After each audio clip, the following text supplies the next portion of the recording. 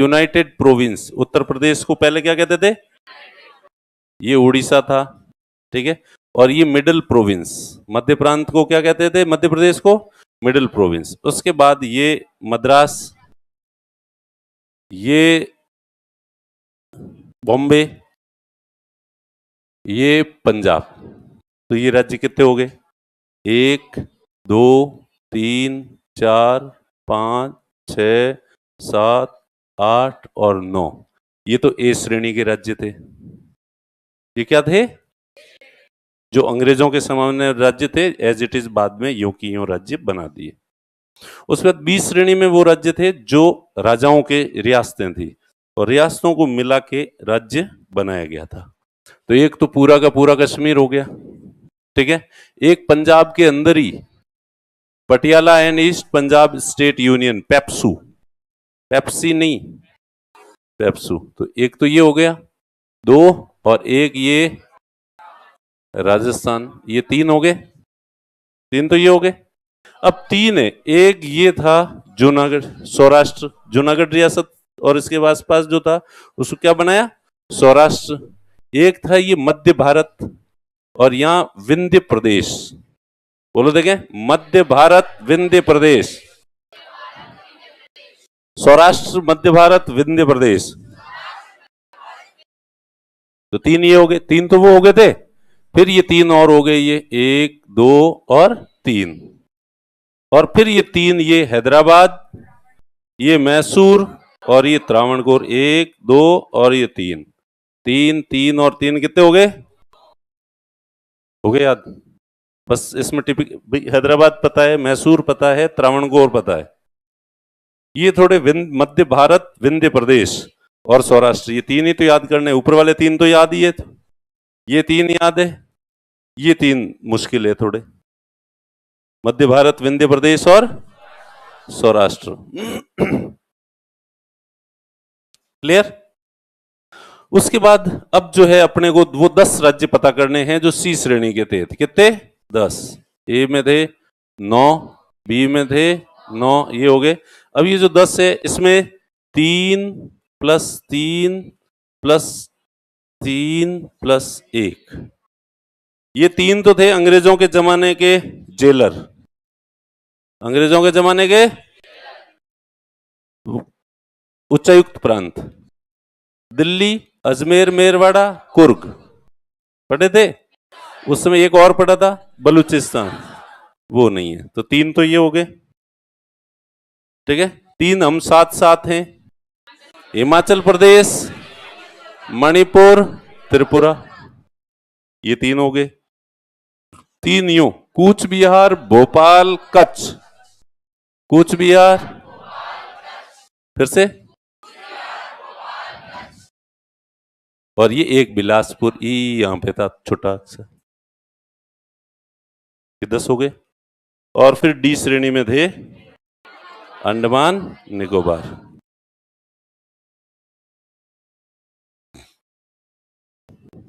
हो गए? सबको हो गए याद?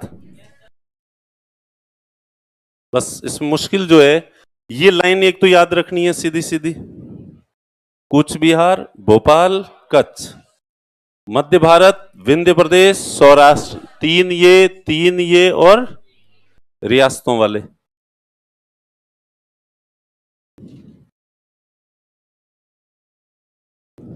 हाँ, तो चलें, बढ़े अब आगे।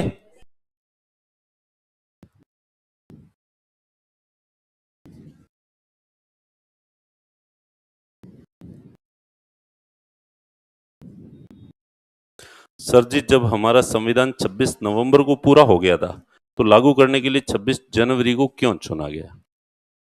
एक्चुअली 1929, ये घटना कब की है? 1929,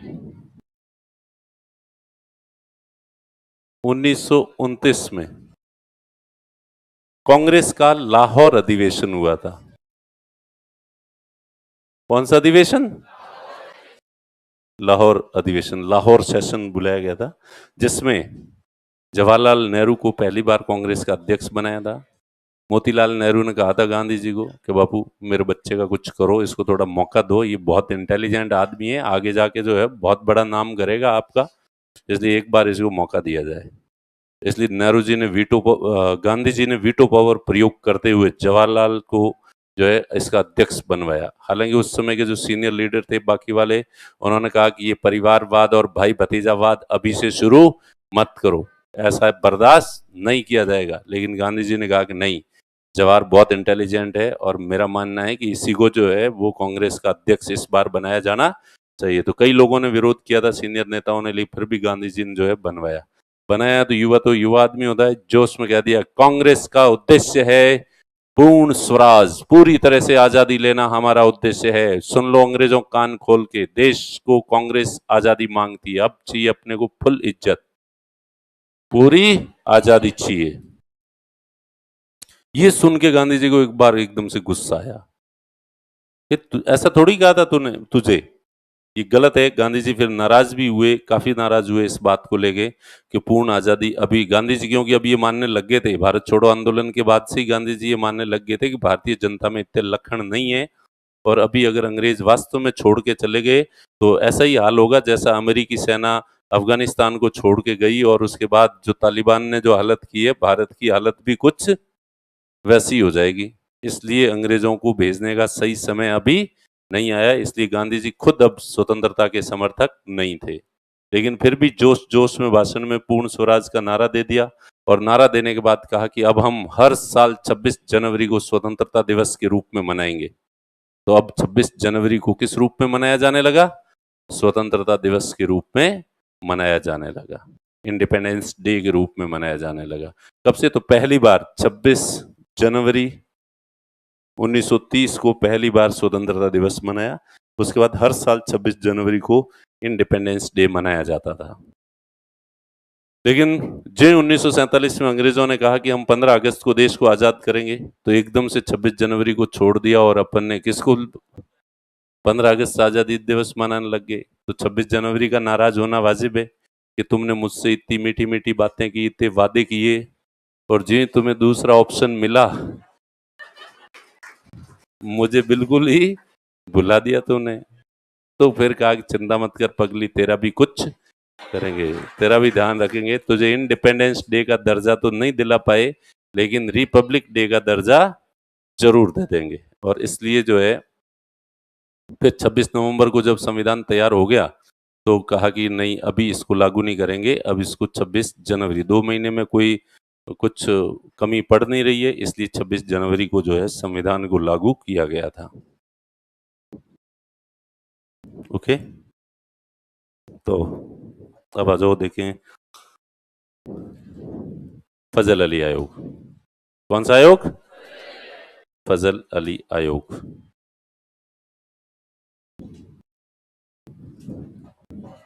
तो दोनों सदस्यों के नाम लिख दिए, तो लिखो 3 सदस्य, एक अध्यक्ष और 2 सदस्य। एक तो फजल अली तो अध्यक्ष थे ही थे, और 2 सदस्य थे। अध्यक्ष कौन था? फजल अली, और 2 सदस्य जो है। अब 1953 में इस आयोग का गठन किया गया था। दिस कमीशन वाज कॉन्स्टिट्यूटेड इन 1953।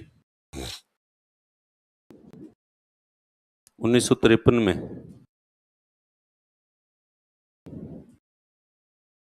इसका गठन किया गया था। It was constituted. 1955 में इसने अपनी recommendations the. It gave it's recommendation in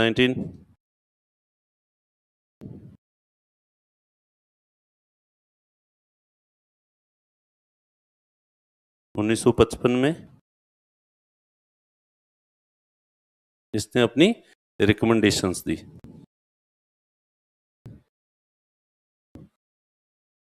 इसने भाषा के आधार पर राज्यों के पुनर्गठन की मांग को स्वीकार कर लिया। It accepted demand for the linguistic based reorganisation of states. भाषा के आधार पर राज्यों के पुनर्गठन की मांग को स्वीकार कर लिया। It accepted demand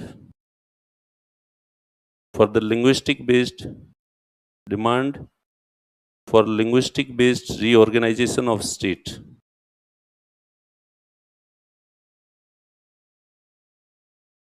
demand for the linguistic based reorganisation of state. तो इस तरह से ये इसने भाषा के आधार पर राज्यों के पुनर्गठन की मांग को स्वीकार कर लिया।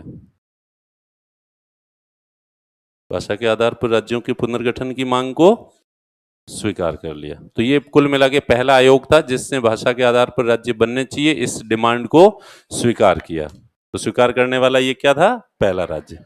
तो इसके बाद जो पहले समझा देता हूं इसने क्या कहा। इसने कहा कि राज्य बनाए जाने चाहिए लेकिन केवल भाषा को आधार नहीं बनाया जाना चाहिए, कई सारी चीजों को ध्यान में रखकर राज्य जो है वो बनाए। हालांकि भाषा के आधार पर बनाए जाते हैं तो मुझे कोई आपत्ति, हम लोगों को कोई आपत्ति नहीं है, लेकिन फिर भी देश की संप्रभुता व सुरक्षा के साथ किसी तरह का समझौता नहीं होना चाहिए। There should not be compromise with the sovereignty and security of the country. ठीक है, देश की संप्रभुता और सुरक्षा के साथ किसी तरह का समझौता नहीं होना चाहिए। दूसरा इसने कहा कि सांस्कृतिक व भाषाई एक रूपता, सांस्कृतिक व भाषाई एक रूपता को ध्यान में रखा जाना चाहिए। Cultural and linguistic homogeneity, cultural and linguistic homogeneity को जो है वो ध्यान में रखकर एक जैसी कल्चर वाले और एक जैसी भाषा बोलने वाले लोगों को का एक राज्य जो है वो बनाया जाना चाहिए। इसके साथ ही इसने कहा कि आर्थिक, प्रशासनिक व वित्तीय, economic, administrative and financial development जो है जिससे सुनिश्चित हो। राज्य इस तरह से बनना चाहिए कि उस राज्य का आर्थिक विकास हो सके, फाइनेंशियल डेवलपमेंट हो सके और एडमिनिस्ट्रेटिव सुविधा जो है वो बनी रहनी चाहिए, कन्वीनियंस बना रहना चाहिए, प्रशासन जनता को एडमिनिस्ट्रेशन देने में किसी तरह की समस्या नहीं होनी चाहिए।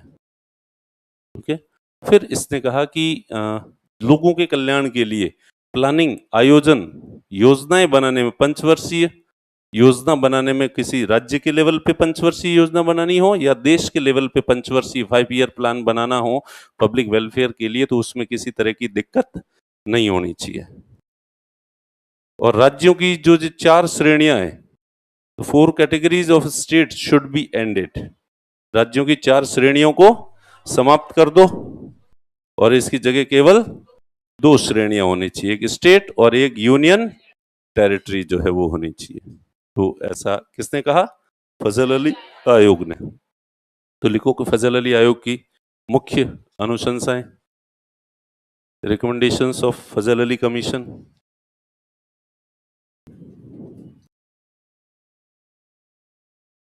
अनुशंसाएं जूम करना पड़ेगा।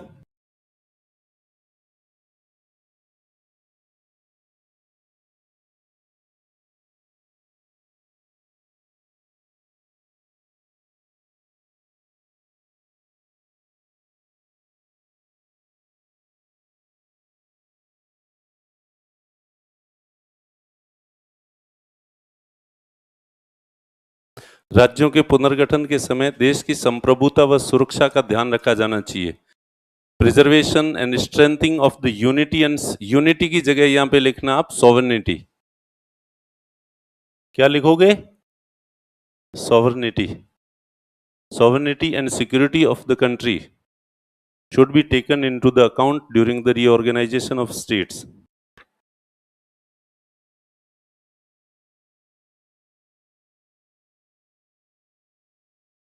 यहाँ sovereignty लिखना है, sovereignty, preservation and strengthening of sovereignty and security of the country should be taken into the account during the reorganization of states.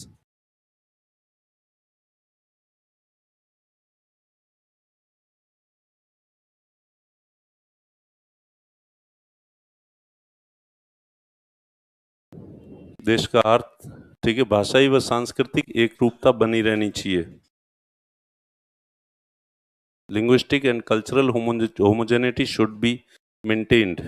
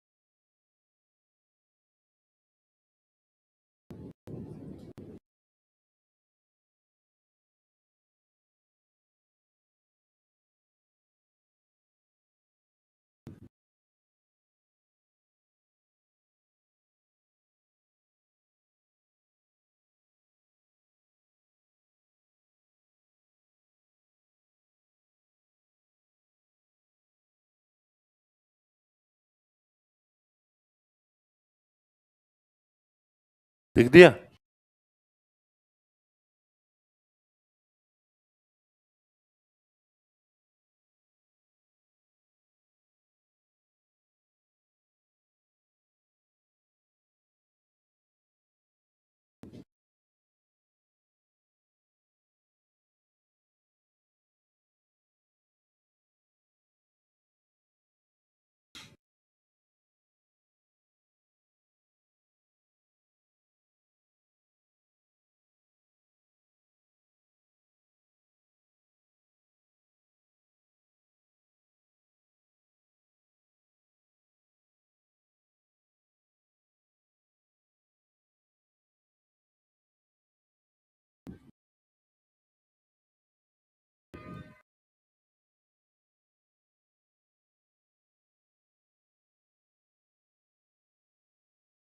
आर्थिक और वित्तीय में क्या अंतर है?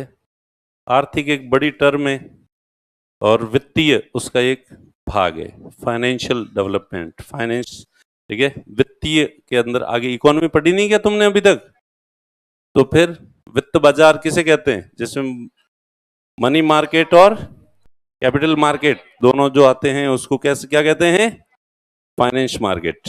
ठीक है, तो फाइनेंस ये बैंकिंग, शेयर मार्केट वगैरह जो है, ये जो वित्तीय लेन देन करने वाली जितनी पैसों का जितना भी लेन देन होता है उसको वित्तीय कहते हैं। अब ये ऐसे लिख देते हैं, इसको ज्यादा सीरियसली लेने की जरूरत नहीं है, ताकि किसी भी तरीके से कोई कमी नहीं रहनी चाहिए। किसी शब्द का दोहराव भले ही हो जाए, रिपीटेशन हो जाए, कोई दिक्कत नहीं है, लेकिन कोई चीज पीछे छूटनी नहीं चाहिए। लिख दिया? उसके बाद जो है, चार श्रेणियों को क्या कर दिया जाना चाहिए? समाप्त कर दिया जाना चाहिए। और उनके स्थान पर केवल क्या होनी चाहिए? दो कैटेगरीज होनी चाहिए, स्टेट एंड यूनियन टेरिटरी।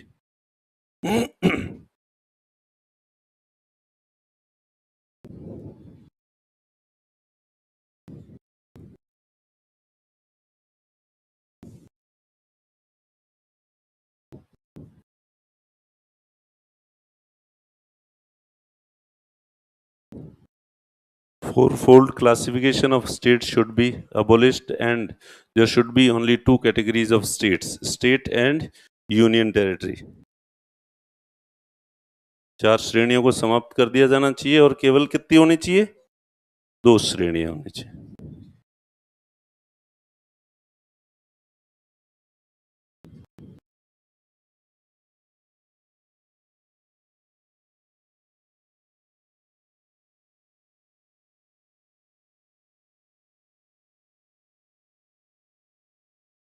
लिख दिया?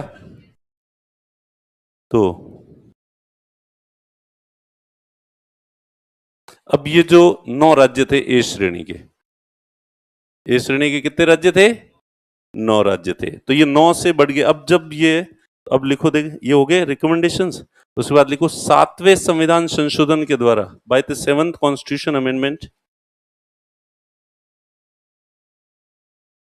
7वें संविधान संशोधन के द्वारा फजल अली आयोग की अनुशंसाओं को लागू किया गया। Bye the 7th constitution amendment, recommendations of Fazal Ali Commission were implemented.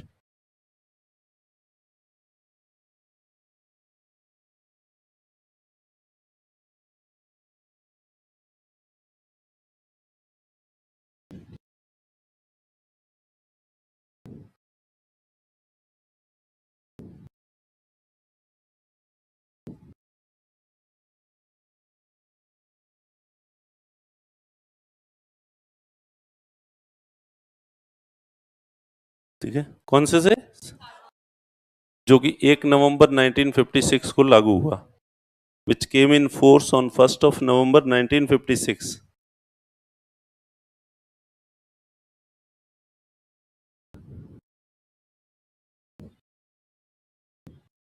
1 नवंबर 1956 को लागू हुआ। अब राजस्थान में देखा होगा या पढ़ोगे, राजस्थान का एकीकरण कब पूरा होता है? ठीक है, 1 नवंबर 1956 को ये लागू हुआ था। ठीक है, तो इस समय कुल 14 राज्य थे और 6 यूनियन टेरिटरीज थी। ठीक है, that time there were 14 states and 6 union territories. 1 नवंबर 1956 को कितने राज्य बने? 14। और 6 केंद्र शासित प्रदेश, 14 स्टेट्स एंड 6 यूनियन टेरिटरीज। तो अब जो है, अब आपकी परीक्षा है। 9 राज्य पहले तो याद है ना आपको, ये 9 राज्य, असम, वेस्ट बंगाल, बिहार, संयुक्त प्रांत, मध्य प्रांत, उड़ीसा, और ये मद्रास, बॉम्बे, पंजाब। तो ये इस तरह से जो है, ये 9 तो ये थे। अब 9 से 14, 9 तो ये रहेंगे ही रहेंगे, 5 और जुड़ेंगे। 5 कौन से राज्य थे वो जो और जुड़े? 1 मिनट, कितने लोगों को पता है? खड़ा होकर बता सकते हैं 5 राज्यों के नाम जो नए जुड़े हैं? सामने मैप है, इसमें आपको पता है कि कौन कौन से। अब ऑब्वियस सी बात है, 20 श्रेणी वालों में से ही कन्वर्ट होंगे। सी वाले तो वैसे ही छोटे छोटे हैं, वो तो कोई राज्य बनेंगे नहीं। अब बी वाले जो 9 थे उनमें से, नो नो नो, अरे हाँ कॉन्फिडेंस है तो खड़े हो जाओ। गुण गुण गुण गुण नहीं करोगे? है किसी को कॉन्फिडेंस? तुम्हें तो होना चाहिए, तुम्हारे सामने पड़े नोट्स। अच्छा, उसमें लिखा हुआ नहीं है? अच्छा, लिखा हुआ है पर देखा नहीं है। नहीं, पता है कि नहीं है सब? 4 ही पता है, 5 समझ नहीं आ रहा। 5 में तुम्हें पढ़ा भी चुका हूं। सिक्किम अभी 75 में आएगा, अभी अपन 1956 में चल रहे हैं। सिक्किम, अरे वेरी गुड, एक आदमी खड़ा हो गया। हाँ चलो बताओ, देखें। बिहार, रुको जरा, सब्र करो, ये तो उनको नहीं गिनाना है, वो 9 तो है। 5 और 14 तक कैसे पहुंचे? नए 5 कौन से बने हैं? इतने सिंपल है रे भगवान।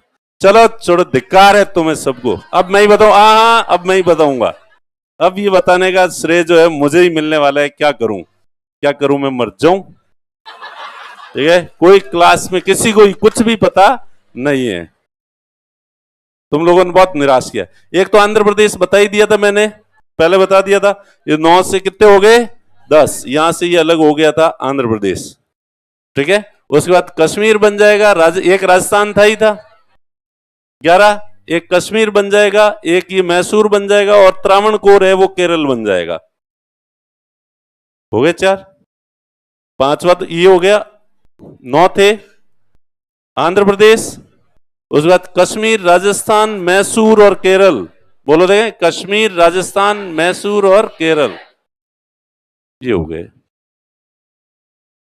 बाकी सबको गायब कर दिया। ये मध्य भारत, विंध्य प्रदेश, ये मध्य प्रदेश में मिला दिए गए। ये सौराष्ट्र, ये गुजरात में, इसमें जो है बॉम्बे प्रांत था, इसी में मिला दिया गया। ये कूच बिहार वगैरह पश्चिम बंगाल में वही मिला दिए गए। भोपाल यहाँ पे मिक्स हो गया। ठीक है, वो सहारनपुर ऊपर जो बिलासपुर था वो हिमाचल प्रदेश में मिला दिया गया। ठीक है, तो हो गए 14। अब 6 यूनियन टेरिटरीज, 6 यूनियन टेरिटरीज वो कौन सी थी? चलो, इसमें भी 3 + 3, हम 7 7 हैं। 3 तो हम 7 7 वाले होंगे, ये 7 रहेंगे। हिमाचल प्रदेश, मणिपुर और ये, और उसके बाद 3 ये ट्रायंगल बनेगा। ये दिल्ली इधर, अंडमान इधर, और लक्षद्वीप इधर, ट्रायंगल। 3 तो हम 7 7 + 3 ये, याद हो गए?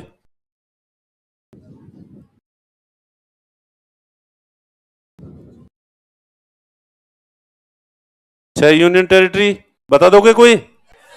कौन बता देगा? अब तो सभी बता दोगे फिर भी चलो बता देंगे। हिमाचल प्रदेश, मणिपुर, त्रिपुरा, दिल्ली। अब इधर इसमें नक्शा देख रहे तू अंडमान निकोबार। चलो ठीक है, ये नक्शा देख के बताया इसने। ये वो 3 तो याद करके खड़ा हुआ था, पर ये जो है नक्शा देख के बता दिया। बिना मैप के भी बता सकते हो? तो अब 14 राज्यों के नाम भी बता सकता है कोई? अरे तुम्हारे बैच की जब से मैंने कल परसों तारीफ की, उसके बाद नजर लग गई तुम लोगों को। अब वो वाली बात रही नहीं तुम लोगों में। चलिए, तो भाग पूछता हूं, देखें भाग याद है? ऑफिशियल लैंग्वेज कौन से में? हाँ, 17 मिसलेनियस प्रकीर्ण। अच्छा, टेम्परेरी प्रोविजंस कौन से में? 21 में। हिंदी अनुवाद 22। रिश्तेदारी 11, 12 और उसमें वित्तीय 65% वाली, और लेजिस्लेटिव और एडमिनिस्ट्रेटिव और राज्यों के बीच व्यापार आपका अपना, और 15 नंबर पे कौन सा है? और आपके और चुनाव लड़ने के बीच में कुछ वर्गों के लिए विशेष प्रावधान 16। बस तो ये आगे वाले, पहले वाले तो वैसे ही पता है, वो घटते क्रम में सबसे पहले केंद्र, फिर राज्य, यूनियन टेरिटरी, पंचायती राज, नगरीय निकाय, सहकारिता, ट्राइबल एरियाज। बस ठीक है। हाँ, कॉन्स्टिट्यूशन अमेंडमेंट कौन से में? 20। अब आर्टिकल पूछूं तो बता सकते हो? 361 से 367, 361 से 367 प्रकीर्ण है। अच्छा, 343 से 351 ऑफिशियल, और 352 से 360 आपातकाल। अच्छा, 324 से 329, 324 जो याद करवाया था तुम्हें, इलेक्शन, इलेक्शन है। अच्छा, तो ये बताओ 308 से जो शुरू होता है वो आपका आपका अपना लोकप्रिय उम्मीदवार, 308 से 323, और ये जबरदस्ती माला में घुसा हुआ 323 ए और 323 बी कौन सा है? अच्छा, चलो 264 से लेके 300 ए तक, 264 से 300 ए,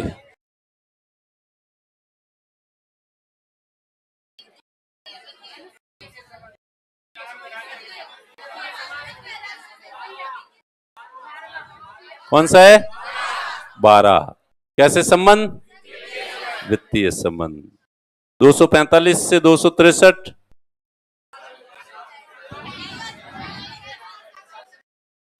एक आधा याद है? क्यों?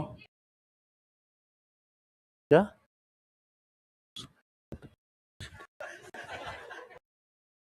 इतनी धीरे याद नहीं हो रहे या कर नहीं रही हो? याद हो रहे हैं? चलो ठीक है, तो अब आ जाओ, देखिए मैं क्या बताने वाला था तुम्हें। 14 स्टेट हो गए थे, बताने हैं क्या? 14 स्टेट बताने पड़ेंगे। क्या बताने? वो तो असम हो गया, ठीक है, ये वेस्ट बंगाल हो गया, बिहार हो गया, यूपी हो गया, एमपी हो गया, उड़ीसा हो गया, आंध्र प्रदेश हो गया, मद्रास प्रेसिडेंसी हो गई, मैसूर हो गया, केरल हो गया, बॉम्बे हो गया, और पंजाब हो गया, राजस्थान हो गया, कश्मीर हो गए। 14 स्टेट और 6 यूनियन टेरिटरी। अब जो है, लेकिन भाषा के आधार पर राज्यों की मांग अभी भी कम समाप्त नहीं हुई थी, फिर भी हो रही थी, इसलिए अगले वाले पहले मैं समझा देता हूं। 1960 में, 1960 में गुजरात अलग बना। कौन हुआ अलग? गुजरात महाराष्ट्र से। अपन देख रहे हैं अभी तक गुजरात महाराष्ट्र का हिस्सा है, जिसका नाम था बॉम्बे। तो बॉम्बे को दो टुकड़े किए गए, गुजराती बोलने वालों का गुजरात बनाया और मराठी बोलने वालों का महाराष्ट्र बनाया। और पहले ये प्लान था कि बॉम्बे को यूनियन टेरिटरी घोषित कर दें, दिल्ली की तरह। दिल्ली जिस तरह से भारत की राजधानी है, इस हिसाब से इसे जो है वो यूनियन टेरिटरी बनाया गया है। वैसे कि वैसे बॉम्बे भी भारत की आर्थिक राजधानी है। बॉम्बे क्या है? भारत की आर्थिक राजधानी है, इसलिए इसको भी यूनियन टेरिटरी। लेकिन इससे मराठी लोग नाराज हो गए, गुस्से में आ गए, और उन्होंने कहा कि आमची मुंबई को हम किसी भी हालत में छोड़ेंगे नहीं, ठीक है, और अगर सरकार ने इसको यूनियन टेरिटरी घोषित करने की कोशिश की तो हमसे बुरा कोई नहीं होगा। और कांग्रेस के जितने भी नेता थे महाराष्ट्र में, उन्होंने सबने एक साथ इस्तीफे दे दिए सरकार को कि हमारी मुंबई छीनने की कोशिश मत करो। फाइनली सरकार को झुकना पड़ा और बॉम्बे को महाराष्ट्र की राजधानी घोषित करना पड़ा और दो राज्य बन गए, गुजरात और महाराष्ट्र। इससे पहले इसका नाम बॉम्बे प्रांत था, अब इसका नाम पड़ गया महाराष्ट्र। जय महाराष्ट्र। ठीक है, तो ये बन गया गुजरात। उसके 3 साल बाद, कितने साल बाद? नागालैंड। नागा जनजाति थी आसाम के अंदर, वो डिमांड कर रही थी लगातार, वो तो बिल्कुल कि हम तो अलग देश बनाएंगे, तो कि नहीं अलग देश नहीं तो कम से कम हमारा राज्य तो अलग होना ही चाहिए। तो नागा हिल्स और तियनसिन पहाड़ियां जो थी असम की, उनको मिला के क्या बनाया गया? नागालैंड बनाया गया। फिर 1966, फिर 3 साल बाद हरियाणा क्या बनाया गया? हरियाणा। ठीक है, इसके बीच में जो है 61 में जो ये गोवा, दमन दीव, दादर नगर हवेली, पौंडीचेरी, ये तो थे ही थे, बीच में ये देश के अंदर मिलाए गए थे और वो थे साथ में हरियाणा। अब ये क्या है कि पंजाब जो था इस तरह से खूब फैला हुआ था। ठीक है, तो पंजाबी डिमांड कर रहे थे कि हमारे यहाँ पे केवल पंजाबी बोलने वाले लोग ही होने चाहिए और ये हिंदी भाषी बहुत ज़्यादा है, इसलिए हमारे थोड़ी दिक्कत आ रही है, इसलिए पंजाब केवल पंजाबी भाषी लोगों का होना चाहिए और इन हिंदी भाषी लोगों को बाहर करो। तो हरियाणा वालों ने कहा कोई दिक्कत नहीं है, हमें भी तुम्हारे साथ रहने का ज़्यादा शौक नहीं है। ठीक है, तो पंजाब से हरियाणा अलग कर दिया। हरियाणा अलग करो तो ये ऊपर के जो हिस्से, पहाड़ी हिस्से थे, जिनकी कल्चर हरियाणा से बिल्कुल अलग थी, इनको क्या किया जाए, इसलिए यहाँ पे हिमाचल प्रदेश जो यूनियन टेरिटरी था उसके साथ मिला दिया गया। और अब चंडीगढ़ के लिए दोनों लड़ने लग गए। पंजाब क्या है कि पंजाब, चंडीगढ़ हमारा है, और हरियाणा ने कहा कि चंडीगढ़ को तो हम भी नहीं छोड़ेंगे। तो ऐसे में तो क्या करें, चंडीगढ़ को क्या बना दो? यूनियन टेरिटरी बना दो। तो चंडीगढ़ को क्या बना दिया? यूनियन टेरिटरी बना दिया। अब ये क्षेत्र जो है, पंजाब को जब हरियाणा बना तो पंजाब के ये जो पहाड़ी क्षेत्र के हिंदी भाषी क्षेत्र थे वो हिमाचल प्रदेश में जो ही मिलाए, तो हिमाचल प्रदेश ने कहा अब मैं बड़ा हो गया हूं, अब मैं, इसलिए अब मेरी भी इज्जत करो, शादी करो, मुझे भी राज्य बनाओ, मेरे भी विधानसभा होनी चाहिए, मुख्यमंत्री होना चाहिए अलग से, राज्यपाल होना चाहिए। तो कैसी डिमांड किसने की? हिमाचल प्रदेश ने। तो इसलिए 5 साल लग गए हिमाचल प्रदेश की मांग मानने में। तो हिमाचल प्रदेश क्या बना? अब हिमाचल प्रदेश राज्य बनेगा तो इसके जो दोनों साथी हैं, हम साथ साथ हैं, वो ऑब्वियस सी बात है नाराज होंगे और सरकार को क्या कहेंगे? हमें भी उसकी शादी हो रही है तो ठीक है, ये कुछ जोर से ही कह रही है हमारी भी शादी होनी चाहिए, घर वाले सुन लेंगे कहीं, उनको ये नहीं लगेगा कि पढ़ाई कर रहे हो तुम। ठीक है, तो अब इसके पीछे तो ऑब्वियस सी बात है उनकी डिमांड बहुत ज्यादा बढ़ जाएगी। किसकी बढ़ेगी? तो इसलिए अगले ही साल मणिपुर और त्रिपुरा, अब मणिपुर और त्रिपुरा की बारात चढ़ती देख के पड़ोस में एक और टाबर बैठा था, उसने मम्मी पापा के आगे जिद कर दी कि भाई मेरे, और वो था मेघालय। ठीक है, तो मेघालय, ये दोनों तो यूनियन टेरिटरी थे, यूटी थे, अपने को पता ही है ये क्या थे, यूटी थे।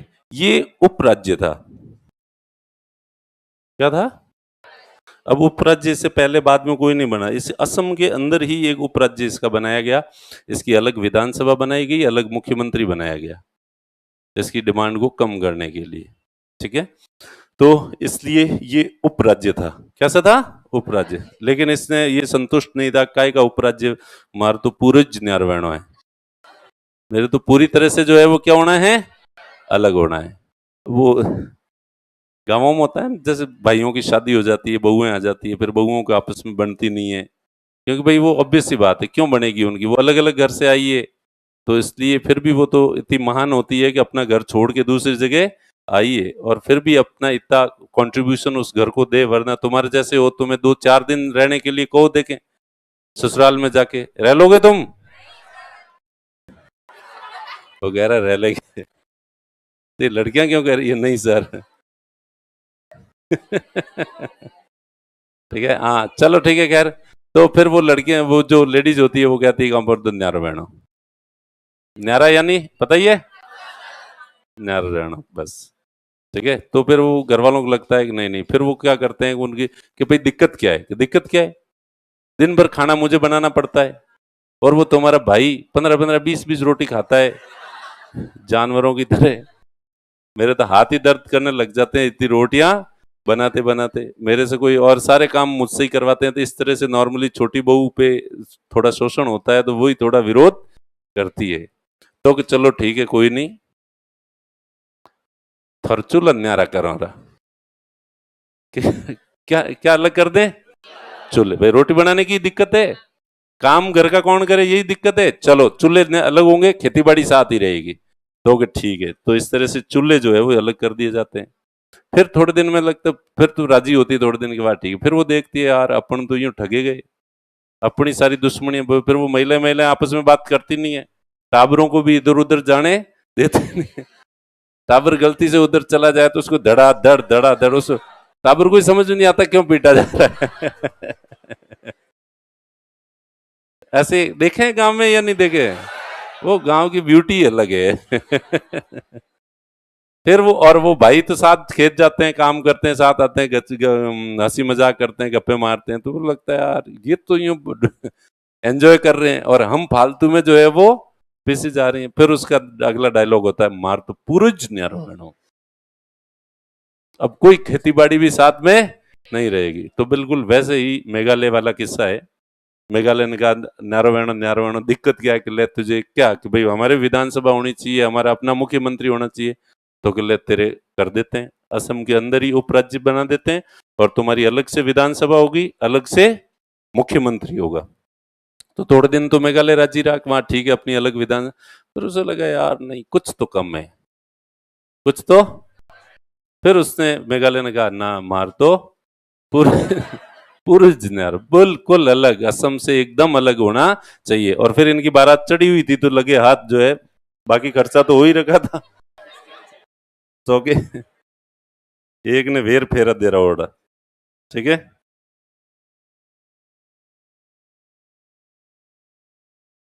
किसी भी स्टेट को यूटी क्यों और कैसे बनाया जाता है, please explain please. Union territory सबको अलग अलग कारणों से बनाया गया है। यूनियन टेरिटरी जो है वो सबको अलग अलग, दिल्ली को इसलिए यूनियन टेरिटरी बनाया गया है क्योंकि ये देश की राजधानी है, ये देश की, और अगर इसको राज्य बना दो तो राज्य बनाओगे तो पुलिस और लॉ एंड ऑर्डर पूरा राज्य का विषय होता है। फिर केंद्र सरकार के सारे मंत्रालय, सारे ऑफिस, संसद भवन वगैरह सब वहां हैं, विदेशी एम्बेसीज वगैरह वहां हैं, तो वो पूरी की पूरी तरह से वो पुलिस जो है वो दिल्ली सरकार की होगी। और फिर जिसमें केजरीवाल जैसा नौटंकीबाज अगर मुख्यमंत्री बन जाए और पूरी पुलिस उसके हाथ में हो, तो खुद ने तो थपड़े खा ही रखी है, तो क्या वो सिक्योरिटी उपलब्ध करवाएगा।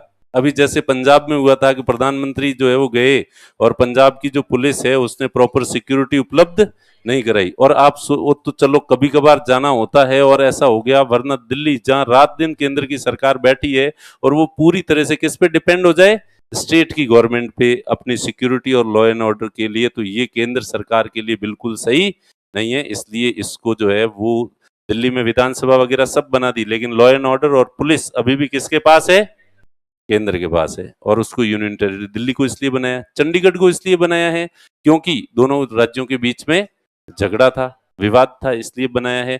पौंडीचेरी को, गोवा, दमन और दीव को, इनको इसलिए बनाया है, ये छोटी छोटी जगह है, प्लस इनकी कल्चर थोड़ी सी अलग है क्योंकि वहां पुर्तगाली शासन था और पौंडीचेरी यहाँ पे फ्रेंच रूल था, तो वहां की कल्चर, तो कल्चरल कारणों से बनाया गया, किस सांस्कृतिक कारणों से बनाया गया, किस कारण से बनाया, सांस्कृतिक कारणों से इनको जो है बनाया गया। अंडमान निकोबार और लक्षद्वीप इनकी ज्योग्राफिकल कंडीशन की वजह से बनाया, ज्योग्राफिकली ये इनको किसी दूसरे राज्य में मिलाया नहीं जा सकता और ये अपने आप में इतने छोटे हैं कि इनको राज्य नहीं बनाया जा सकता।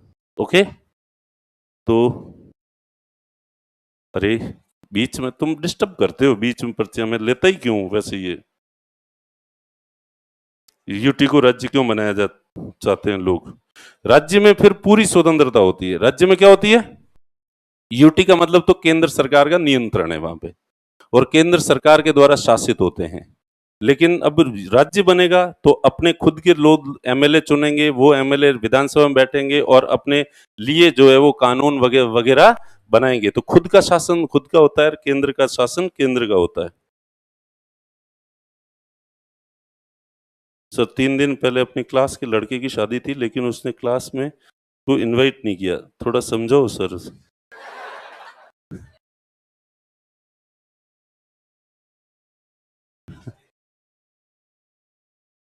जैसे तू तो इनवाइट कर ही देगा सबको, ठीक है। हाँ चलिए, तो अब आ जाओ, देखें ये तीनों बन गए। अब इस समय ये जब हो रहे होंगे तब इनके पड़ोस में ही दो और है, मिजोरम और अरुणाचल प्रदेश। मिजोरम और अरुणाचल प्रदेश।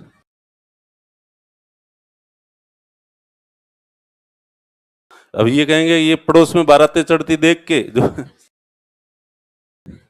गांवों में जो टाबर होते हैं ना, वो जिद करने लग जाते हैं, हमारी परमिशन है। छोटे बच्चे होते हैं उनको ज्यादा तो पता होता नहीं है, वो दूल्हे ऐसे आपके गांव में कई होंगे, तुमने भी बचपन में ऐसे जिद की होगी घर वालों को जाके, जो क्या होगा जो बारात चढ़ती देखी होगी। तो जैसे मीरा जी ने जो कहा था, शादी होते हुए देखते तो कि मेरे भी शादी करनी है, मेरे भी शादी करनी है। तो घर वालों ने ले तेरी ये शादी कृष्ण भगवान से जो है वो करवा दे। तो ऐसे 90% बच्चे गांव में जब शादी देखते हैं, बिल्कुल छोटे होते हैं, वो 5 साल के, 4 साल के, 6 साल के, तो वो ऐसे कैसी जिद करते हैं कि मेरे भी शादी करनी होती है। तो वैसे ही बच्चे थे ये दो, मिजोरम और कि लो देखो ये पड़ोस में बारात चढ़ रही है, इनकी शादी हो रही है, हमारा भी कुछ न कुछ तो करो, शादी नहीं करो तो कम से कम ढूंढ महोत्सव तो करो। अच्छा, ढूंढ इधर जयपुर की तरफ नहीं होती, लड़का होता है तो उसकी ढूंढ करते हैं, लड़कियों की नहीं करते हैं, लड़कों की ही करते हैं, ठीक है क्या। अच्छा, ढूंढ के अंदर लड़के को जो है होलिका के, जहां होलिका दहन होता है वहां ले जाते हैं और होलिका से 4 चक्कर लगाते हैं, होलिका से शादी कराते हैं। तो तुम्हारी सबकी पहली शादी किससे हो रखी है? अरे ये फैक्ट है, ठीक है। हाँ? और अरे चुप जाओ, और लड़कियों की ढूंढ इसलिए नहीं की जाती क्योंकि लड़की की लड़की से शादी नहीं होती, क्योंकि होलिका भी क्या थी। लेकिन आजकल यही क्रांतिकारी पेरेंट्स है और वो कहते हैं कि नहीं, हम तो जो है केवल लड़कों की ढूंढ क्यों होगी, हम तो लड़की की भी ढूंढ करेंगे। और अब तो सुप्रीम कोर्ट ने फैसला भी सुना दिया,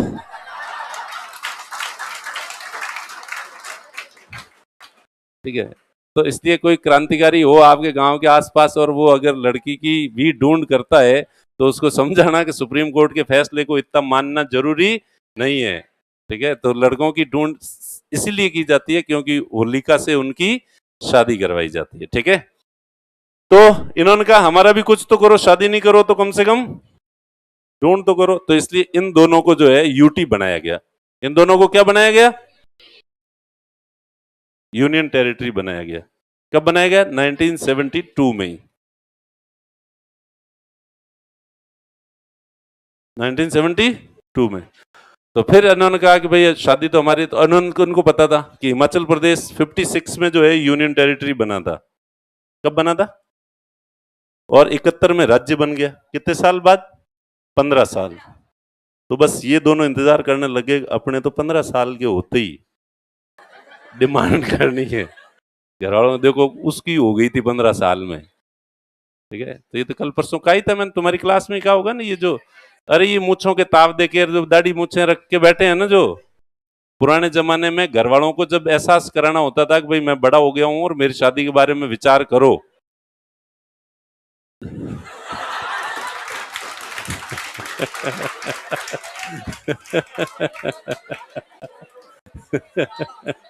तुझे बड़ी चिंता हो रही है उनकी। हाँ तो वो इसीलिए बड़ा रखी होगी तो उन्होंने। हाँ, घर वाले समझे नहीं, और फिर भी घर वाले नहीं समझते थे तो लड़के घर वालों के सामने बैठ के थोड़ा थोड़ा ये करता था, ठीक है। वरना पहले इसको बहुत बदतमीजी माना जाता था घर वालों के सामने, मतलब अगर लड़का यूं थोड़ा सा यूं करे तो इसको क्या माना जाता है? बदतमीजी माना जाता है। वैसे नहीं, पर जब पानी सिर के ऊपर से गुजर जाए और घर वाले ध्यान ही नहीं दे रहे हैं तो ठीक है। तो ये कौन कौन बैठे हैं यहाँ पे दाढ़ियां बढ़ा बढ़ा के?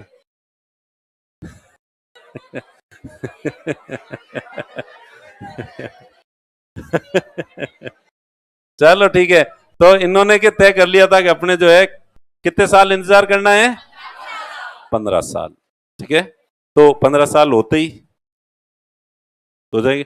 पर बीच में 1975 में कौन आ गया? सिक्किम। भूल गए सिक्किम को? सिक्किम हो गई। अब 1987 में, अब 1987 में इन दोनों की करेंगे। जब इनकी बारात चढ़ रही होगी तो पीछे से एक आवाज आएगी, अरे 15 साल के टावरों पढ़ना रहे हो, मैं 25 साल का बूढ़ा होने को आया हूं। 25 साल का कौन हो गया है? गोवा। गोवा 62 में, ये तो 72 में बने थे यूनियन टेरिटरी। गोवा कब का बना हुआ है? 62 का। तो उसको 25 साल हो गए, तो इसलिए वो भी जुड़ जाएगा। मिजोरम, अरुणाचल प्रदेश और गोवा कब बनेंगे? ये 1987 में। और उसके बाद सन 2000 में, 2000 में आपको पता ही है, तीन जो बड़े राज्य थे इनको बांटा गया। मध्य प्रदेश से अलग किया छत्तीसगढ़ को, उत्तर प्रदेश से अलग किया उत्तरांचल जिसका नाम उत्तराखंड हो गया, और बिहार से अलग किया गया झारखंड। तो छत्तीसगढ़, उत्तरांचल, झारखंड, ठीक है, ये बन गए। फिर 2014 में तेलंगाना। तो 14 राज्य थे, ये 15वां, ये 16, ये 17, ये 18, 18 और 3 21, 21 और ये 22 सिक्किम, और फिर ये 3 25, 25 और ये 2000 में 3 बने 28, और तेलंगाना 29, और फिर वापस जम्मू कश्मीर को जो है वो क्या बना दिया गया? ठीक है, यूटी। कब बनाया? 2019 में। ठीक है, और फिर अंडमान निको सॉरी, दादर नगर हवेली और दमन दीव को, दोनों को मिला के क्या कर दिया? एक यूनियन टेरिटरी कर दिया। एक बार देख लो, बोर्ड देखो, देखें आगे तो स्लाइड में चलाऊंगा ही, देख के समझ आ जाना चाहिए, पहले याद हो जाना चाहिए, फिर लिखना है। और लिखते समय कॉन्शियस होके देख के लिखना है, ताकि लिखते समय भी दोबारा याद हो जाए।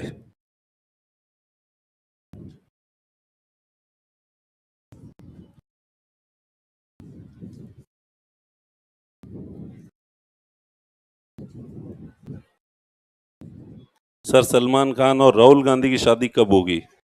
वो जिद नहीं करते क्या? पर मुझे तेरे लक्षण देख के, उनके बारे में सोच सोच के मुझे तेरी शादी का डाउट लग रहा है। पढ़ाई नहीं की ढंग से और ढंग की नौकरी नहीं लगी तो शादी नहीं होगी। इसलिए बावड़े, तो तेरी सोच।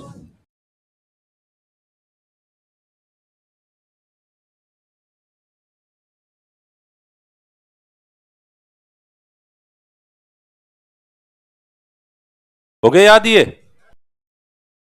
क्या याद? 60 में हरियाणा, हरियाणा के 3 साल बाद नागालैंड, नागालैंड के 3 साल बाद, सॉरी पहले गुजरात गुजरात के बाद, जानबूझ के गलत किया ताकि तुम्हें चेक कर रहा था मैं, तुम्हारा ध्यान यहाँ पे है या नहीं है, और तुम्हें अब ढंग से याद हो जाए। 60 में कौन सा? गुजरात। 3 साल बाद, फिर 3 साल बाद, 5 साल बाद हिमाचल प्रदेश बनेगा, साथ में हम साथ साथ मणिपुर और त्रिपुरा, और ये बनेंगे तो कौन जिद करेगा? मेघालय जिद करेगा। उसके बाद सिक्किम, और फिर मिजोरम, और वो तो यूनियन टेरिटरी बने। फिर सिक्किम 75 में, और 87 में मिजोरम, अरुणाचल प्रदेश और गोवा, और फिर 13 साल बाद 2000 में छत्तीसगढ़, उत्तरांचल, झारखंड। चलो तो इसको लिख दो, देखें। ये दो एबीसी है।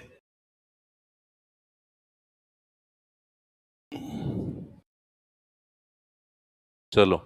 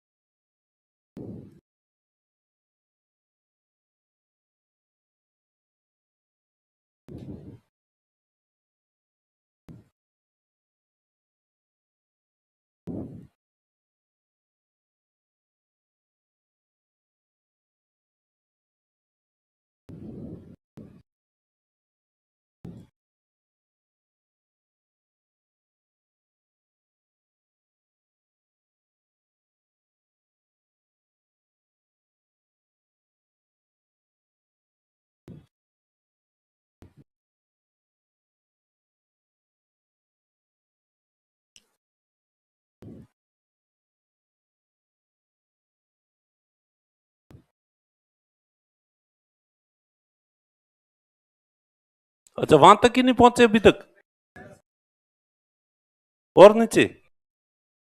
अरे भगवान, क्या करें तुम्हारा।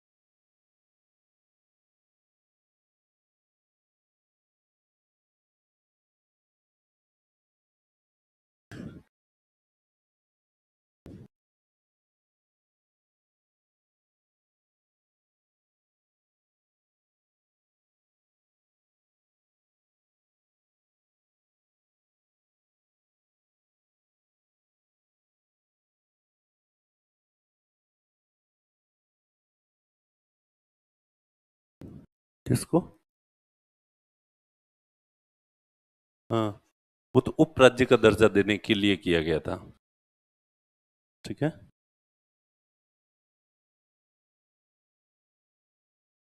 हाँ, तो उपराज्य की कोई कैटेगरी होती नहीं है ना, उसको कैटेगरी बनाने के लिए। हाँ,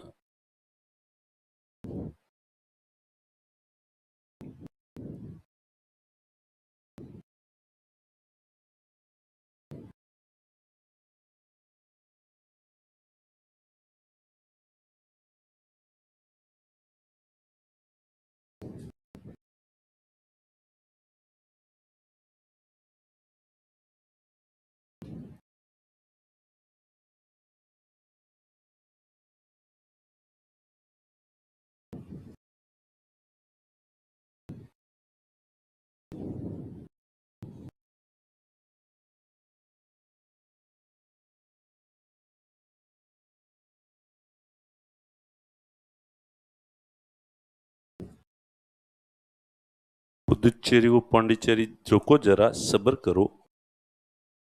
नाम कब दिया गया? 2006 में।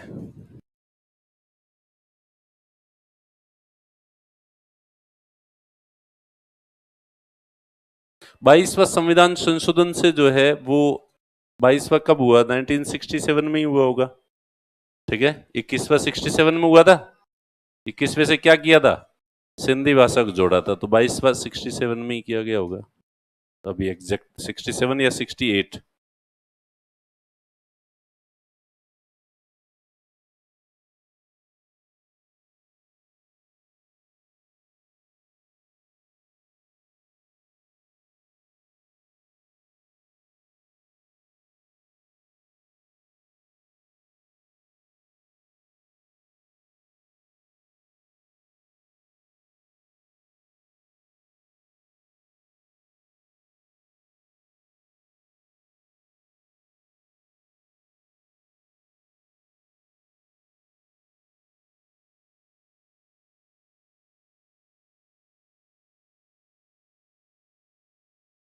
सिक्सटी नाइन में 22वां कॉन्स्टिट्यूशन अमेंडमेंट कब हुआ था?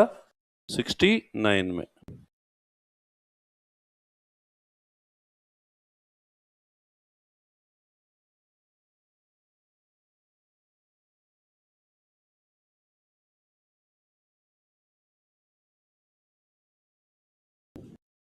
थोड़ा करें।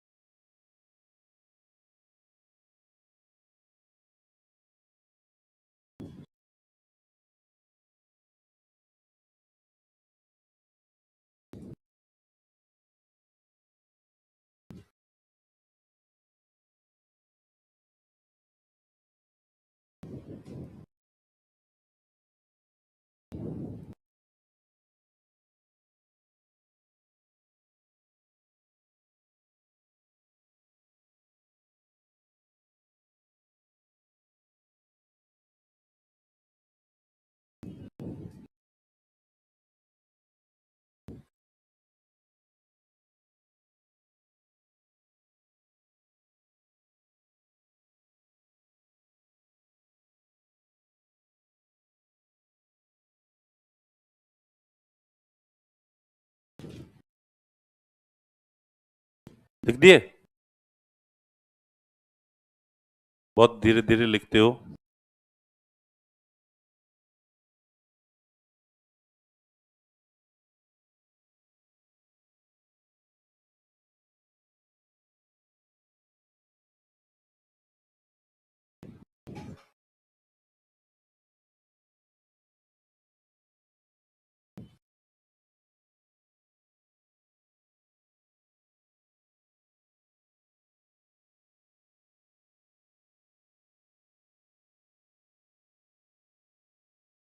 हाँ, अब इसके बाद नाम चेंज किए गए कुछ राज्यों के।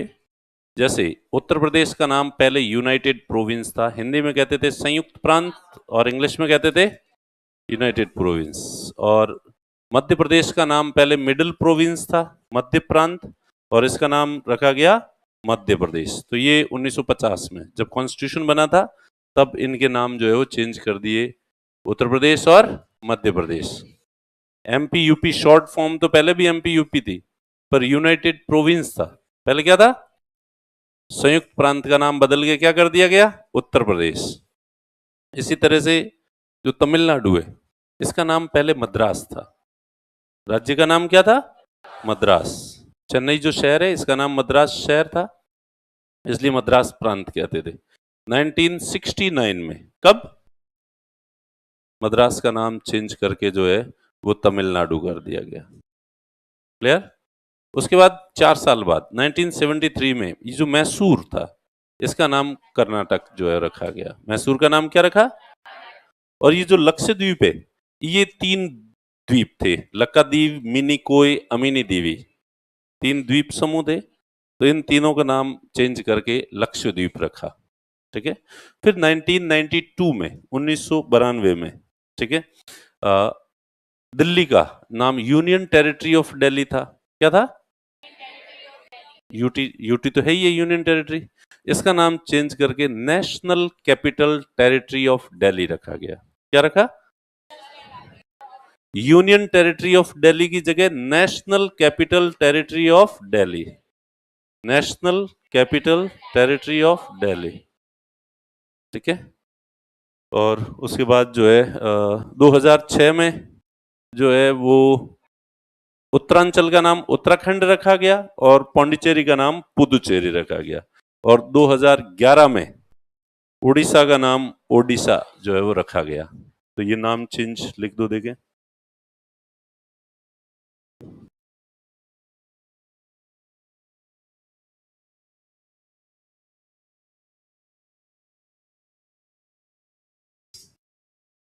संयुक्त प्रांत यूनाइटेड प्रोविंस। United province.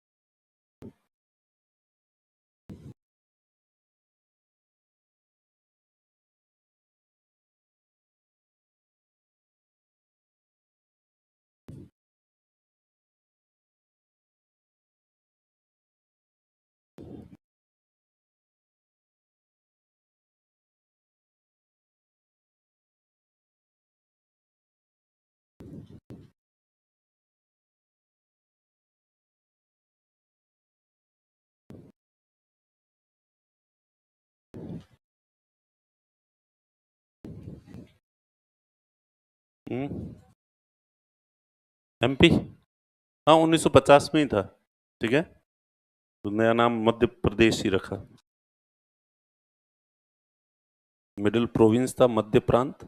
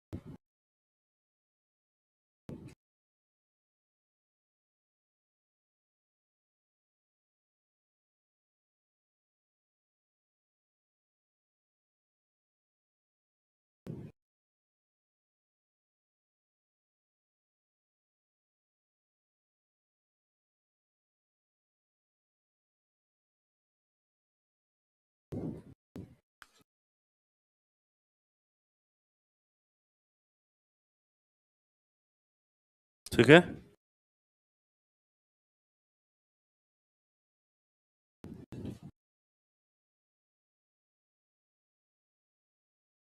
हाँ, लिख दिया। चलिए, तो अब इस तरह से ये हो गया आपके पूरा।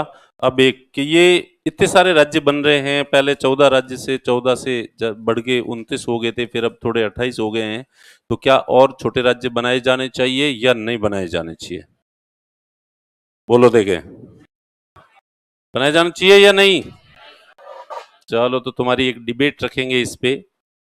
ये सेंटर है, ये लाइन, ये जो है ना बीच वाले टेबल के, इधर बैठे हुए इधर और इधर बैठे हुए इधर, और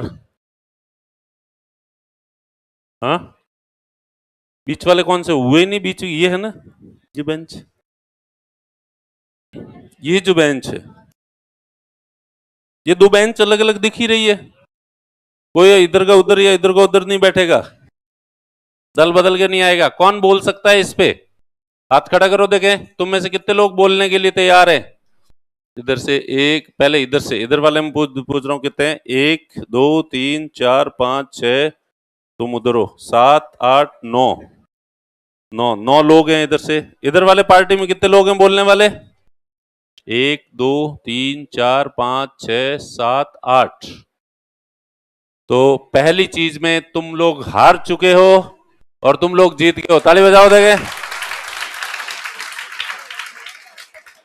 तुम्हारे इधर से 8 मेंबर्स ने हाथ खड़े किए, जबकि उधर से 9 लोगों ने हाथ खड़े किए थे। अब वापस, अब खूब कर देंगे, पर अब क्या हो? अब तो वो मौका तो, चलो कितने लोग बोलेंगे तुम में से, इधर वालों में से, इधर वाले वापस दोबारा कर लेते हैं, देखते हैं देखें किधर ज्यादा होते हैं। हाँ, कितने लोग बोलेंगे? 1 2 3 4 5 6 7 8 9 10 11 12 13 14 15 16 17 18 19 20 21 22 23 24 25 26, 26 लोग इधर से हाथ खड़ा करो देखें। ये दूसरी बार ये जीत गए हैं।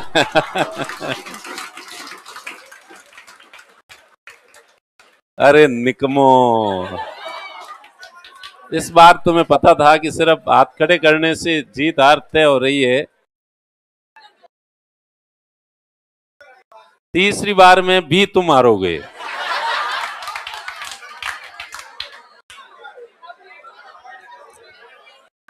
तीसरी बार तो रियल फाइट ही होगी अब तो। तीसरी बार कैसी फाइट होगी? रियल, जो डिबेट में जीतेगा वो विजेता होगा। अब 2 बार वैसे ही जीत गए हैं और तुम लोग ऐसे हैं। कौन जीतेगा? इनका जोश अलग ही है वैसे, तुम लोग टिक नहीं पाओगे इनके, क्या करें?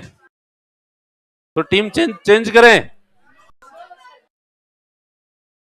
इधर वाले तो बिल्कुल ही मुर्दे हैं, इधर जो बैठे ये तो थोड़े बहुत फिर भी जो तुम लोगों के,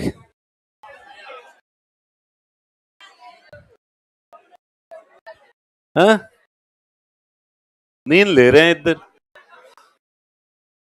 चलिए, अब अपन अगला चैप्टर जो है सिटीजनशिप, नागरिकता, तुम्हारे सिलेबस में है नहीं कहीं पे भी, और आज दिन तक कभी क्वेश्चन भी नहीं पूछा गया, इसलिए अब अगला जो कर पढ़ेंगे अपन, फंडामेंटल राइट्स, मौलिक अधिकार।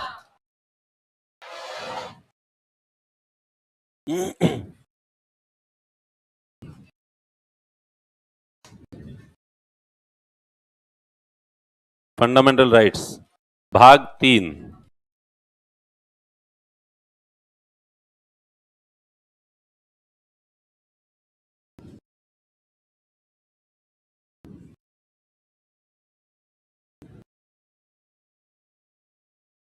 भाग 3,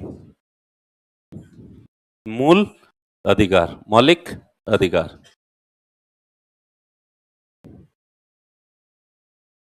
ठीक है, अधिकार ये अमेरिका से लिए हैं अपन ने। मूल अधिकार कहां से प्रेरित है? अमेरिका से। और अमेरिका ने, अमेरिका का जो कॉन्स्टिट्यूशन है वो 1787 में बना था। अमेरिका कॉन्स्टिट्यूशन कब बना था? 1787, आज से 235 साल पहले। कितने साल पहले? और लेकिन ओरिजिनल जो कॉन्स्टिट्यूशन था उसमें फंडामेंटल राइट्स का प्रोविजन नहीं, उसमें भी 4 साल बाद 1791 में 10 अमेंडमेंट किए गए और बिल ऑफ राइट्स जो है वो पास किए गए और उसके द्वारा 10 फंडामेंटल राइट्स जोड़े गए थे। तो कब जोड़े गए? 1791 में। 1791 में अमेरिकी संविधान के अंदर, अमेरिकन कॉन्स्टिट्यूशन के अंदर मूल अधिकार फंडामेंटल राइट्स जो है, बिल ऑफ राइट्स यानी राइट्स जो है वो जोड़े गए थे। ओके, तो हालांकि इससे पहले ब्रिटेन ने भी जो है वो बिल ऑफ राइट्स एक्ट पास किया था 1689 में, लेकिन वो इतना महत्वपूर्ण और ये व्यवस्थित तरीके से नहीं था, इसलिए सही मायने में जो माना जाता है वो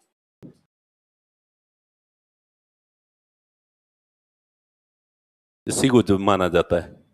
ठीक है, उसके बाद जो ये कुछ टर्म्स हैं इनको मैं लिखवाऊंगा नहीं, क्योंकि सुबह वाले बैच में भी लिखवाने की कोशिश की तो बच्चे बहुत कंफ्यूज हो जाते हैं शुरुआत में ही, और फंडामेंटल राइट्स ये लास्ट में अपन फिर भी देख लेंगे पूरा मूल अधिकार पढ़ने के बाद समझना हो तो। प्राकृतिक अधिकार, नेचुरल राइट्स क्या होते हैं? जो प्रकृति से हमें प्रदान है, जिसको देने के लिए किसी संस्था की या आदमी की जरूरत नहीं है, जो भगवान ने हमें दिए हैं। भगवान ने हमें क्या अधिकार दिए? सांस लेना, जीवित रहना, हंसना मुस्कुराना, घूमना फिरना, भोजन करना, पानी पीना, ठीक है, अपनी क्षमताओं का प्रयोग करना, अपनी प्रतिभा का निखार करना। तो ये किसने दिए हमें? तो प्रकृति के द्वारा जो दिए जाते हैं वो मूल अधिकार, वो नेचुरल राइट्स होते हैं। उसके बाद मानवाधिकार, मनुष्यों के क्या क्या अधिकार होने चाहिए, तो ये किसी संस्था या अथॉरिटी के द्वारा डिफाइन किए जाते हैं। क्या किए जाते हैं? संस्था या अथॉरिटी के द्वारा। तो जैसे संयुक्त राष्ट्र संघ ने जो है वो अपनी एक लिस्ट बना रखी है 48 फंडामेंटल राइट्स की। कितनी बना रखी है? सॉरी, चॉइस जो है वो बिल ऑफ जो है वो universal declaration of human rights जो है घोषित किया है, और उसमें वो एक कि भाई एक मनुष्य को सामान्य जिंदगी जीने के लिए उसकी बुनियादी आवश्यकताएं क्या क्या होती है वो कम से कम वो पूरी होनी चाहिए। तो वो इनको डिफाइन किया जाता है, और इसके पीछे कोई अथॉरिटी होती है, जबकि इसके पीछे कोई अथॉरिटी, इसके पीछे अथॉरिटी एक ही है, भगवान है। ठीक है, इसमें कुछ भी देना नहीं है आदमी को, इसमें तो यह है कि आदमी को भगवान दे तो भगवान ने रखा है, आप उसको छीनो मत। और इसमें है कि कुछ चीजें छीनो भी मत, प्लस कुछ दो बुनियादी आवश्यक, पीने के लिए पानी की उपलब्धता होनी चाहिए, रहने के लिए मकान होना चाहिए सब लोगों के लिए, और नहीं हो तो सरकार की जिम्मेदारी है कि वो प्रदान करे। ठीक है, तो इस तरह से ये मानवाधिकार जो किसी सत्ता या अथॉरिटी के द्वारा डिफाइन किए जाते हैं। विधिक अधिकार, लीगल राइट्स, कानून बना के जो अधिकार दिया जाता है, संसद कोई कानून पारित करके और तुम्हें अधिकार देती है। संसद ने नरेगा एक्ट पास किया और कहा कि जो भी किसी परिवार का, ग्रामीण क्षेत्र में रहने वाले लोग जिनके परिवार का एक भी सरकारी नौकरी में सदस्य नहीं है, उनके उस परिवार को 100 दिन का रोजगार सरकार देगी। सरकार की मजबूरी है, तो अब सरकार को वो देना पड़ेगा। तो ये कानून है, क्या है ये? और आपका अधिकार है। ओके, तो उसके तो वो होता है कानूनी राइट टू इंफॉर्मेशन, सूचना का अधिकार, आरटीआई एक्ट 2005 में पास करके, और आपको जो अधिकार दिया गया है, तो आरटीआई जो राइट टू इंफॉर्मेशन कैसा अधिकार है? विधिक अधिकार है या संविधिक अधिकार?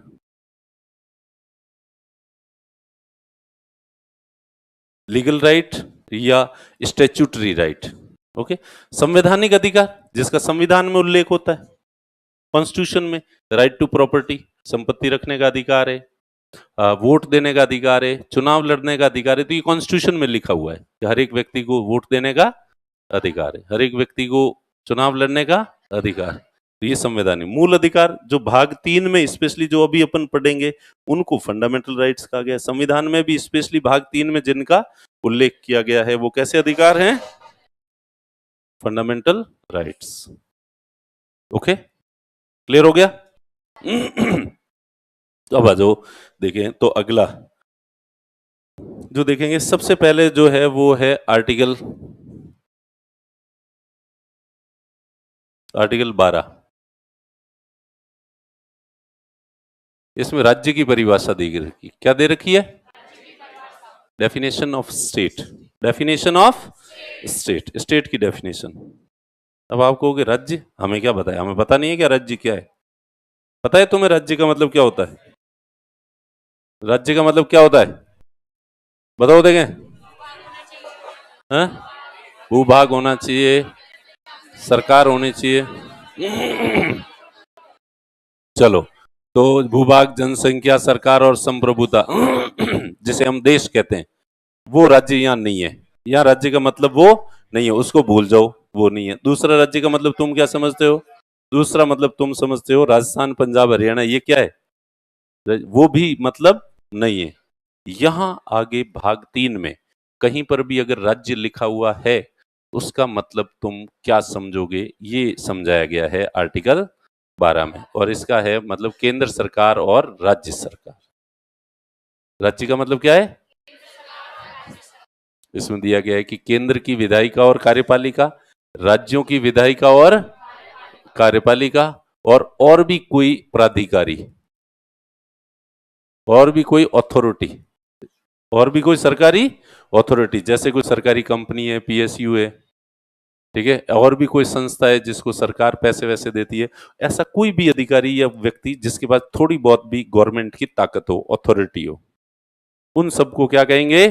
राज्य कहेंगे। तो आर्टिकल 12 में राज्य समझाया गया है। क्या समझाया गया है? और ये डेफिनेशन कहां तक आपके साथ रहेगी? सिर्फ भाग 3 में। भाग 3 में कहीं लिखा होगा ना कि राज्य उपाधियां नहीं देगा, तो मतलब ये कौन है राज्य जो उपाधियां नहीं देगा?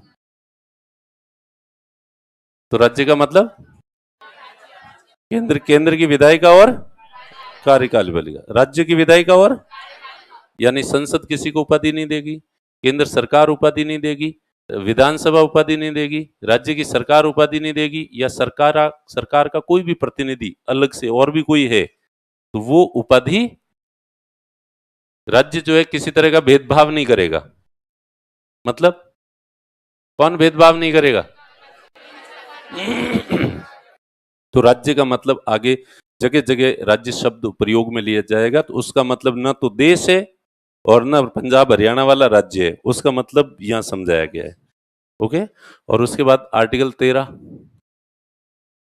आर्टिकल 13 में यह बताया गया है कि आपके मूल अधिकारों को कानून से समाप्त नहीं किया जा सकता। सरकार कई कानून बनाती है, तो जो न तो आपके जो मूल अधिकार हैं, इसको न तो पुराने कानून से समाप्त किया जा सकता है, न नए कानून से समाप्त किया जा सकता है। बोलो देखें। ठीक है, तो इसमें 13(1) में लिखा हुआ है कि संविधान पूर्व का कोई भी विधि जो मूल अधिकारों से असंगत है, असंगत यानी विपरीत है, तो वो असंगति की सीमा तक शून्य होगी। It shall be void to the extent of inconsistency. और संसद, राज्य जो है ऐसा कोई कानून नहीं बना सकता जो मूल अधिकारों से असंगत हो। असंगत में मतलब कॉन्ट्राडिक्टरी हो। ठीक है, ऐसा कानून न तो पुराने कानून से मूल अधिकार को कम किया जा सकता है और न नए कानून से मूल अधिकार को कम किया जा सकता है। तो इस तरह से ये समझाया गया है। उसके बाद आर्टिकल फिर जो है अधिकार बताए गए हैं 14 से लेके 18, आर्टिकल 13 तक हो गया। 14 से 18 तक कैसा अधिकार है?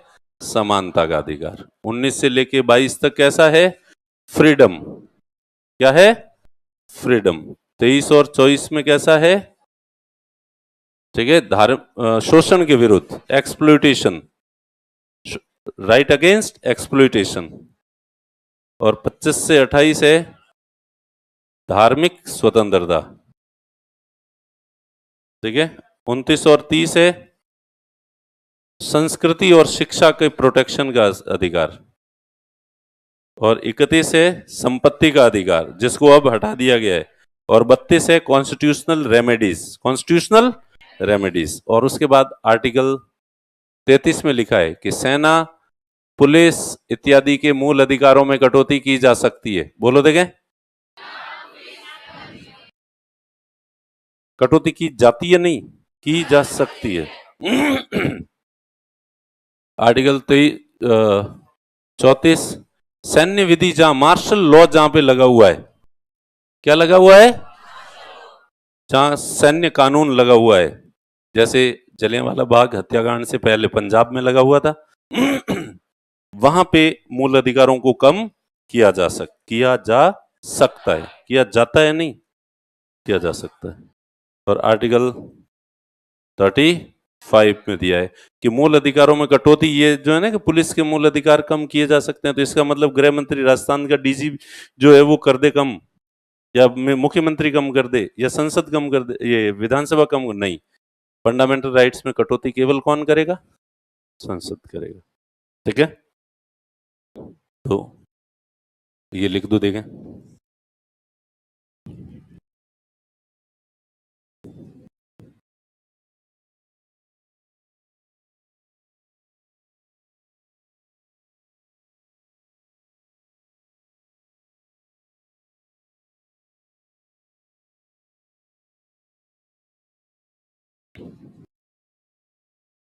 आर्टिकल 12 में क्या है? राज्य की परिभाषा, डेफिनेशन ऑफ स्टेट।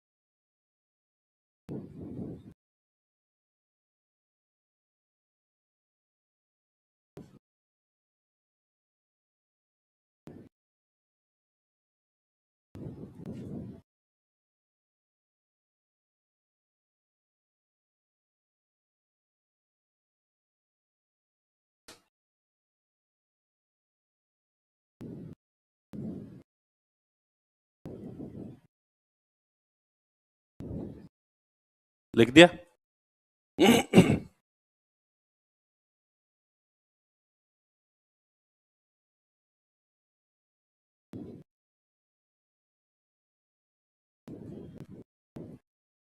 इंग्लिश वालों को आगे आर्टिकल नहीं दिख रहे हैं तो कोई नहीं, ये यहां लिखे हुए हैं, आगे लिखे हुए हैं तुम्हारे। Right to constitutional remedies, cultural and educational right.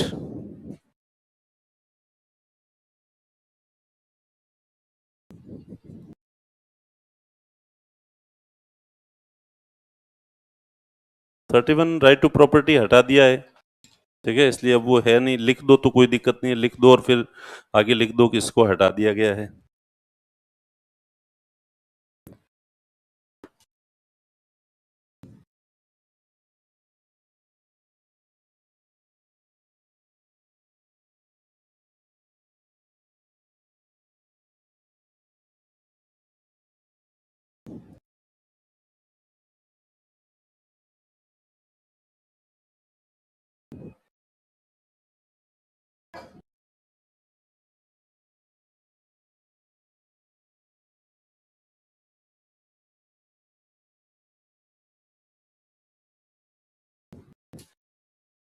ठीक है, क्या लिख दिए?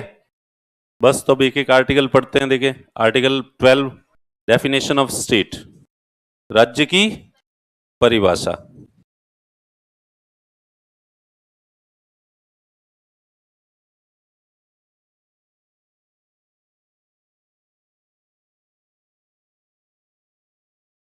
डेफिनेशन ऑफ स्टेट, राज्य की परिभाषा। तो लिख दो राज्य की परिभाषा, केंद्र की विधायिका और कार्यपालिका, राज्यों की विधायिका और कार्यपालिका।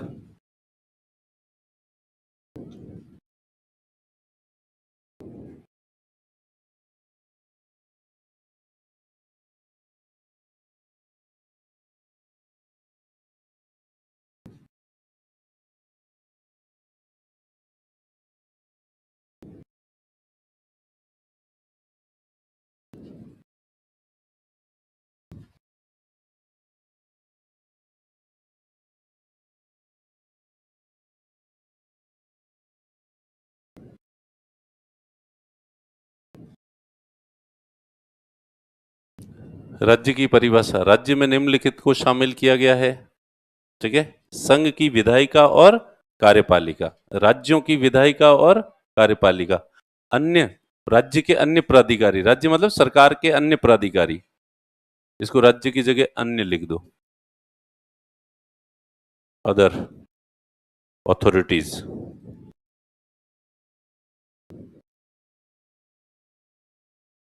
अन्य प्राधिकारी,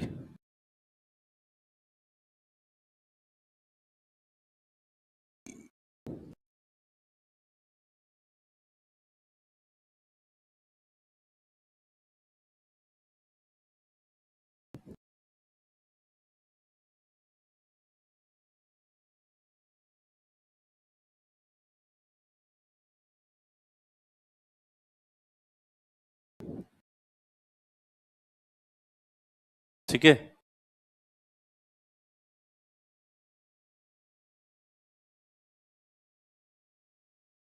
ये इसके एग्जाम्पल है। अन्य प्राधिकारी का मतलब क्या होता है? राज्य के अदर अथॉरिटी कौन कौन सी होती है? जैसे पीएसयू है, सार्वजनिक क्षेत्र के उपक्रम हो गए, या ऐसी कोई संस्था जिसको सरकार जो है वो फंड उपलब्ध कराती है।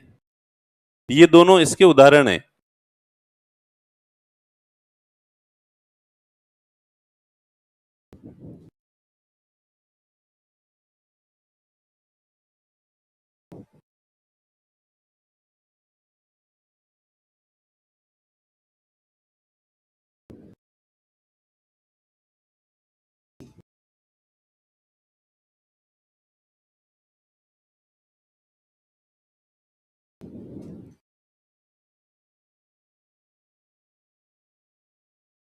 अभी भी नहीं लिखा है? इतने स्लो लिखते हो, स्पीड बढ़ाओ अपनी। ठीक है, कहीं ना कहीं कंसंट्रेशन में कमी है। हाँ, राष्ट्रपति किस चीज का? मूल अधिकारों का? हाँ करेगा ना वो, जब नेशनल इमरजेंसी लगी हुई हो तो। ठीक है, कब करेगा? जब नेशनल इमरजेंसी, ये बताऊंगा मैं सब, आगे आगे पढ़ेंगे, रुको जरा, सब्र करो, सब आ जाएगा। अब कुल मिला के यहां ये बताया है कि राज्य शब्द का मतलब तुम सामान्यतः समझते हो पूरा देश, जिसमें पब्लिक भी शामिल होती है, भूभाग भी शामिल होता है। ठीक है, या राज्य शब्द का मतलब तुम समझते हो पंजाब, हरियाणा, राजस्थान। लेकिन यहां भाग 3 में, पार्ट 3 में कहीं पर भी स्टेट शब्द का प्रयोग किया जाएगा तो उसका जो मतलब तुम समझ रहे हो वो मतलब नहीं होगा। यहां उसका मतलब होगा राज्य में ये चीजें शामिल है, इन सबको मिला के राज्य कहा गया है। इन सबको मिला के केंद्र की विधायिका और कार्यपालिका, legislature and executive of union, legislature and executive of state and any other state authority, और सरकार का कोई भी ऐसा छोटा मोटा जिसके पास सरकार की थोड़ी बहुत भी शक्ति होती है, वो सब राज्य माने जाएंगे। इसमें जुडिशियरी शामिल नहीं है, बस ध्यान ये रखना है। क्या शामिल नहीं है? क्योंकि जुडिशियरी का रोल अलग है, तो वो तो आपके मूल अधिकारों की रक्षा करेगी। अगर ये सही काम नहीं करेगा राज्य, तो इसको कंट्रोल करने के लिए कौन आएगा? जुडिशियरी आएगी। तो और ये जो डेफिनेशन है राज्य की, ये केवल भाग 3 में काम आएगी। कहां आएगी? आगे कहीं भाग 6 के अंदर राज्य लिखा है तो उसका मतलब क्या है? भाग 6 में जो राज्य लिखा है उसका मतलब क्या है? उसका मतलब राजस्थान, पंजाब, हरियाणा, उनके लिए राज्य शब्द का प्रयोग किया गया है। ओके, तो अब तो ये डेफिनेशन क्लियर हो गई। इसके बाद आ जाओ आर्टिकल 13।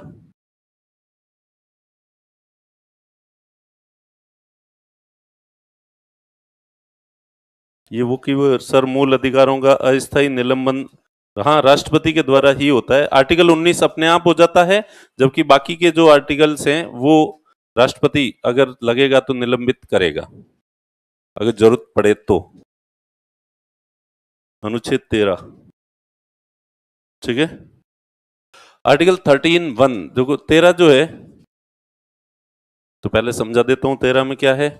वैसे तो मैंने समझा दिया तुम लोगों को। आर्टिकल 13(1) में है संविधान पूर्व के कानून। बोलो देखें, क्योंकि हमारे जो कानून है ज्यादातर तो अंग्रेजों ने ही बना रखे हैं। ज्यादातर कानून किसने बना रखे हैं?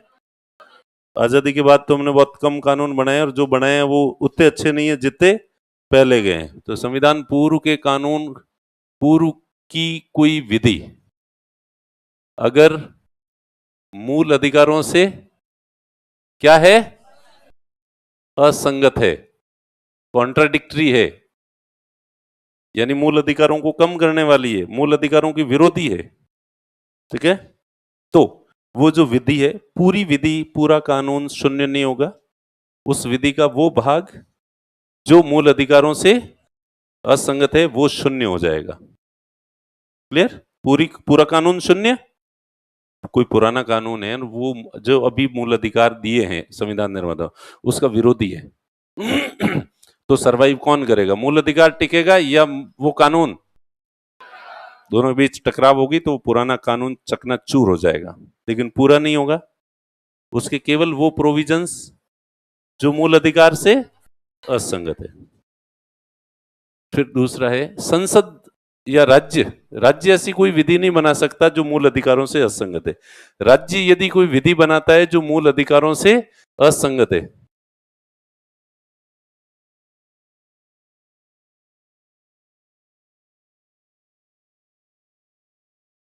जो किससे असंगत है?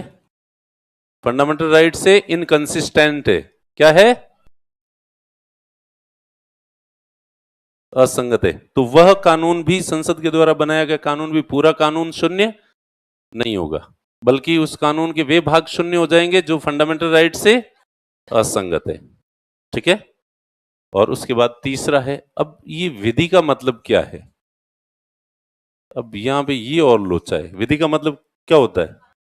कानून। कानून मतलब कौन बनाता कानून? है? विधायिका, संसद या विधानसभा। तो ये तो मतलब है जो तुम समझते हो। अगेन संविधान निर्माता कह रहे हैं यहां जो विधि लिखा है ना, इसका मतलब इतना छोटा नहीं है। इसमें केवल संसद और विधानसभा के द्वारा बनाए गए कानून नहीं है, वो तो है ही है, उनके अलावा विधि की परिभाषा दी गई है। कौन सी विधि? ये और ये जो ऊपर लिखा है, इसकी परिभाषा, डेफिनेशन की। इसके अंतर्गत क्या क्या आता है? तो इसके अंतर्गत वो जो कानून है वो तो आएंगे ही आएंगे।